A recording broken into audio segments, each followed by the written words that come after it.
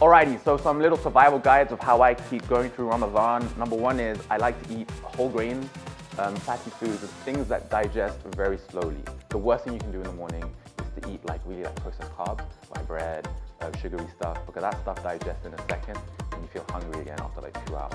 Dehydration and fatigue for me are the biggest killers. The food I can kind of get past even though it is 19 hours.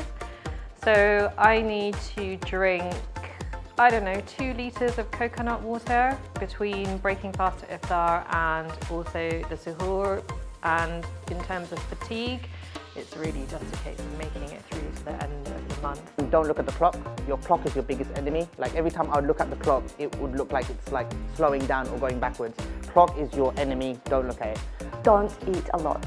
I think the big mistake a lot of Muslims make is that the whole day you're hungry and then you come and you indulge. There's so much on the plate and yeah, so it makes it a little bit more difficult for you to move and sort of like pray and get on with the day.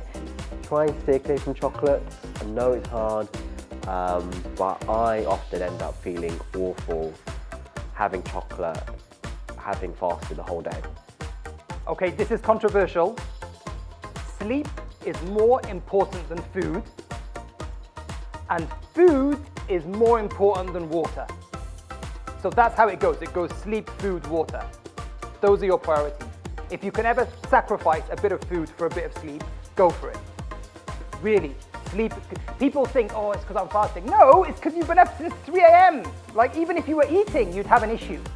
Sleeping when you're fasting, because you're dedicating your whole life to God and to creating the divine connection, even sleeping is considered a form of worship. So sometimes I just take a nap and I'm like, I'm doing a good thing. I'm trying really hard to fast. Another thing that keeps me going through Ramadan, and probably one of my favorites, is the social element of it. Yes, it's an internal journey, but it's also you interacting with the people around you. And one thing that gets me through the 30 days is looking forward to seeing people that sometimes I only see in that month, or the iftars, or the dinners we have together. And that's why it becomes one of the months in my calendar that I look forward to the most, because there is a beautiful communal element to it. So I recommend you connecting to people who you've lost contact with and make the whole month an enjoyable community experience. And I guarantee it will fly by and you'll probably be looking forward to next year even more. Don't overeat. Every single year, the first day of Ramadan, I eat loads and I'm literally just going, you know when you get the sick in just the top of the throat, and that's my welcome to Ramadan experience. Don't eat oily food if you can.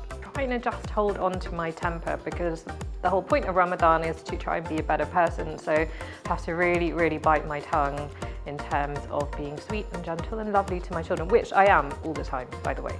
Don't be too brave and speak to people very closely, because you will have Ramadan breath, and that's a serious condition.